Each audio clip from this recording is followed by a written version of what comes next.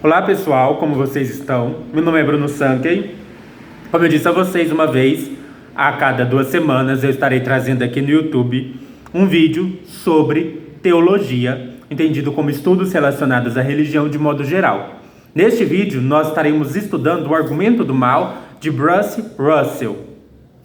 Eu já peço a você que deixe o like no vídeo, se inscreva no canal caso ainda não seja inscrito e ative o sininho a fim de receber novas notificações.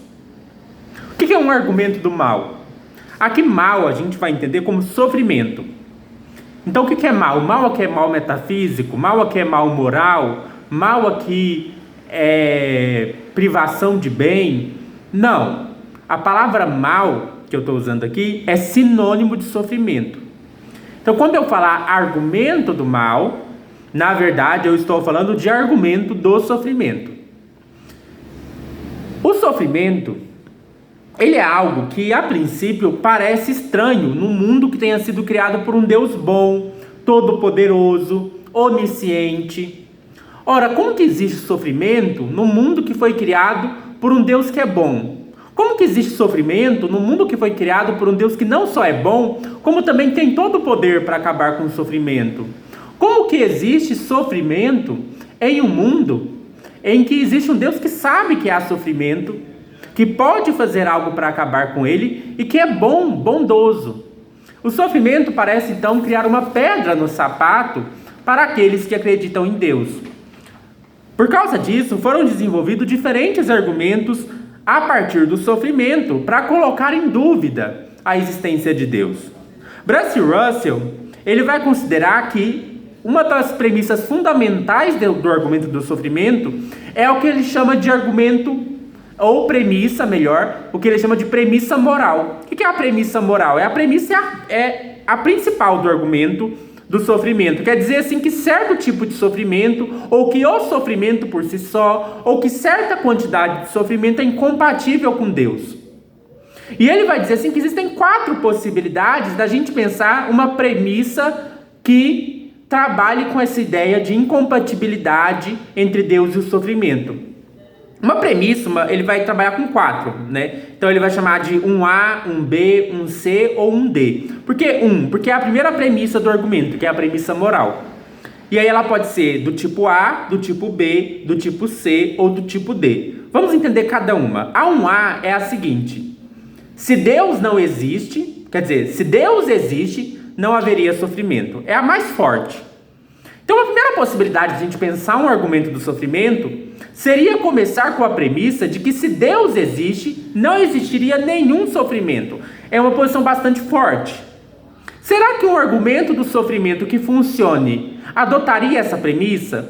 Será que essa premissa é verdadeira? Olha, se Deus existe, não há nenhum sofrimento. O Bruce Russell vai falar assim que essa premissa é implausível. Por quê? Porque dá pra gente pensar que Deus poderia existir e ainda assim existe sofrimento.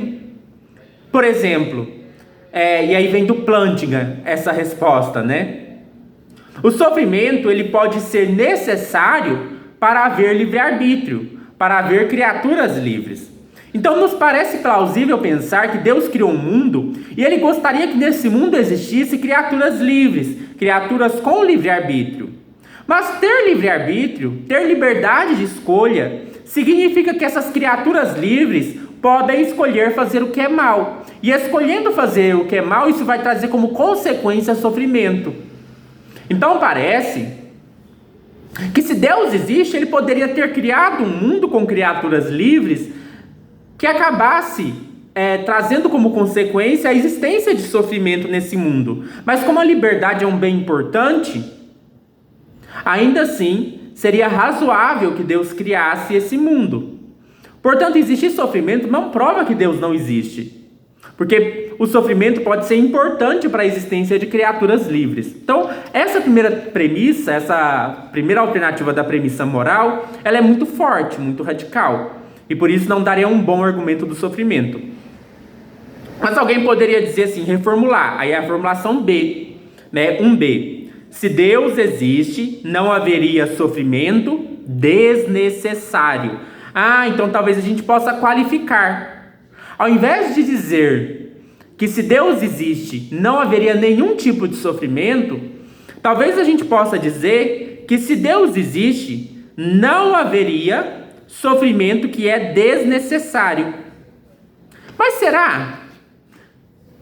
Será que a existência de sofrimento desnecessário é incompatível com a existência de Deus? Pense no seguinte: você é um pai e você tem um filho. Vamos supor que seu filho estava andando de bicicleta, ele caiu de bicicleta e torceu o tornozelo. Só que aí, deu sexta-feira e os amigos do seu filho mandaram uma mensagem para ele falando assim: vamos sair, vamos se divertir. Só que o médico, ele recomendou ao seu filho que ele ficasse em casa, de repouso, para recuperar a torção no tornozelo. No entanto, seu filho quer sair, ele quer se divertir, ele quer aproveitar a sexta-feira com os amigos. Então, mesmo estando com o joelho torcido, o seu filho fala assim: pai, deixa eu me divertir, deixa eu sair com meus amigos. E aí esse pai fala: tá bom, filho, vai, mas não é bom isso, né? Vai ser meio desnecessário esse sofrimento que você vai passar. Porque se você ficasse em casa descansando, seu joelho, seu tornozelo, melhor dizendo, iria se recuperar muito mais rápido. Então você vai depois ficar com muita dor no tornozelo, vai demorar a recuperar. Então assim, o ideal é que você ficasse de repouso. Mas aí o filho fala: não, pai, eu quero me divertir. E ele sai, se diverte. E depois ele tem que passar 2 semanas, 3 semanas ali de repouso, com o tornozelo torcido, doendo muito, ficou inchado porque foi na festa com aquele tornozelo. E assim, a diversão que ele teve na festa foi muito boa, mas não compensa todo aquele sofrimento do tornozelo inchado. Mas mesmo assim ele fala assim: não, mas se tivesse de novo, se me chamassem de novo pro rolê, eu iria mesmo assim. Eu não me arrependo de ter ido pro rolê. É claro, fiquei com o joelho inchado, é um sofrimento que foi desnecessário. Mas assim, eu gosto de ir rolê, eu quero me divertir. Nesse caso, pense que esse pai fosse Deus. Um bom pai, ele pode permitir o filho sair para se divertir, mesmo com o tornozelo torcido, mesmo que isso vai resultar em um sofrimento que não era necessário. Ele poderia ter ficado de repouso, talvez perdesse uma cesta de diversão, tudo bem, mas compensaria ele ter ficado de repouso. Mas a gente pode imaginar que um pai, mesmo ele sendo um bom pai, ele permitiria o filho sair para se divertir, mesmo isso sendo uma má escolha, mesmo isso depois trazendo um sofrimento desnecessário. Então pode ser que Deus, ele permita certos sofrimentos desnecessários. Talvez Deus não seja tão rígido, fechado assim, né? Talvez como um pai bondoso, assim como o pai deixaria o filho ter esse sofrimento desnecessário do tornozelo inchado, para deixar o filho se divertir num rolê de sexta-feira, talvez Deus também permitisse certos sofrimentos nesse sentido. Então essa premissa também não é suficiente para mostrar que esse tipo de sofrimento é incompatível com a existência de Deus. Bruce Russell vai propor uma terceira formulação, que é a formulação C, ou 1C, que é a seguinte: se Deus existe, só haveria sofrimento desnecessário para trazer um bem maior ou permitir um mal maior. Por vezes, Deus pode permitir um sofrimento desnecessário. É o exemplo do caso do tornozelo torcido que eu dei para vocês. Só que talvez alguém diria assim: não, pode, mas desde que traga algum outro bem maior, desde que traga alguma recompensa maior. Para esse filho, né, a grande recompensa dele foi a diversão da sexta-feira. Mas se não trouxer nenhum bem maior, né, talvez permitir um sofrimento desnecessário seja uma coisa ruim. Só que o Russell vai falar que pode ser sim, que Deus em alguns casos tenha razões para permitir um sofrimento desnecessário que não traga necessariamente um bem maior ou que não previna um mal maior. Né, também pode ser para prevenir um mal maior. Vamos pensar no seguinte caso. Vamos supor que existe um criminoso. Esse criminoso, ele cometeu um assalto. Né? Ele comete assaltos, ele rouba, então ele pratica crimes. Ele é um criminoso. No entanto, se eu punir esse criminoso, por exemplo, eu levo ele para a cadeia, e aí eu deixo ele na cadeia. Dependendo do tempo que eu deixar ele na cadeia, isso vai fazer ele repensar as atitudes dele e não cometer mais crimes. Então, por exemplo, vamos supor que eu deixe esse criminoso preso durante 2 dias. Se eu deixar ele preso 2 dias, ele pode ainda sair e cometer um crime. Mas se eu deixar ele preso, sei lá, 1 ano, depois de 1 ano talvez ele não cometa mais crimes. Eu sei o tempo exato que ele precisa ficar na cadeia. Eu sei que 2 é muito pouco, eu sei que 1 ano é suficiente. Talvez 8 meses seja suficiente, talvez 7. Mas eu preciso de uma margem de segurança. Então, assim, eu sei que talvez 8 meses por aí ele já poderia, talvez não cometer mais o crime, talvez já fosse suficiente para ele repensar. Mas como eu não tenho certeza, por precaução, vamos deixar ele preso 1 ano. Vamos supor que, na verdade, se ele ficasse preso só 8 meses, isso já seria suficiente. Isso significa que ao deixar ele preso 2 meses a mais, né? 8 meses, não, vamos colocar mais tempo, né? 10 meses, né? Porque o ano tem 12 meses. Eu tô falando como se eu tivesse 10, né? Então vamos lá. Vamos pensar o seguinte. Eu tenho um criminoso. Eu sei que se eu deixar ele preso 2 dias, ele vai voltar a cometer o crime. 5 meses, ele vai voltar a cometer o crime. 10 meses, eu não sei. Talvez não volte, talvez volte. Mas então vamos deixar uma margem de segurança e deixar ele preso 1 ano. Mas vamos supor que a verdade era que se ele ficasse preso só 10 meses, já seria suficiente. Isso quer dizer que ele vai ficar 2 meses preso de maneira desnecessária. Mas perceba, esses 2 meses que ele fica preso de maneira desnecessária, que não vai trazer nenhum bem maior, é importante para que haja uma margem de segurança. Então perceba que um sofrimento desnecessário, mesmo que ele não traga um bem maior, ele pode ser interessante.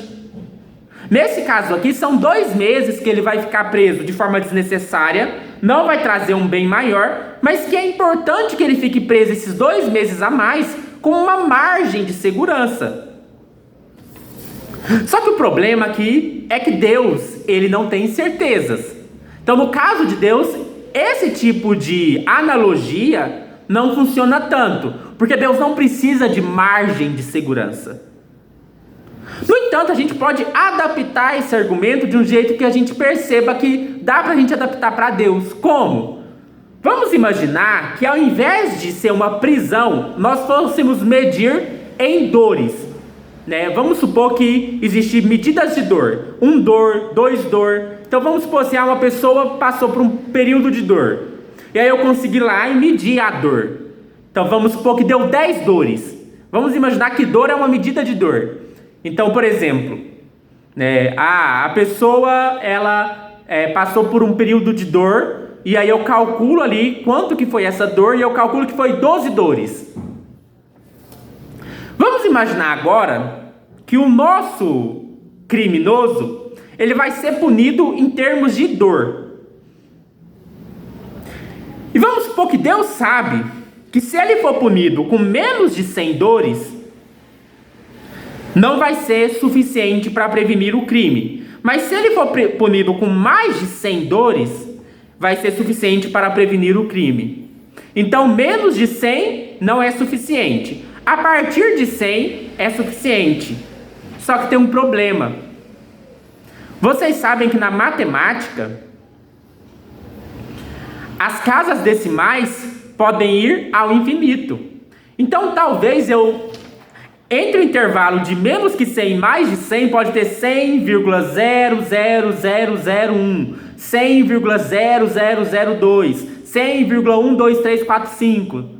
O que acontece? Na matemática sempre é possível dividir infinitamente um número.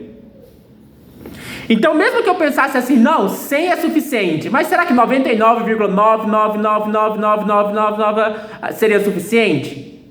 Como a matemática é sempre possível dividir infinitamente, todo número que Deus escolher vai ser um pouco arbitrário. Mesmo para Deus que sabe tudo, qualquer quantidade de dor que ele estabelecer, a gente poderia perguntar, mas se fosse 0,000001 a menos, será que seria o suficiente?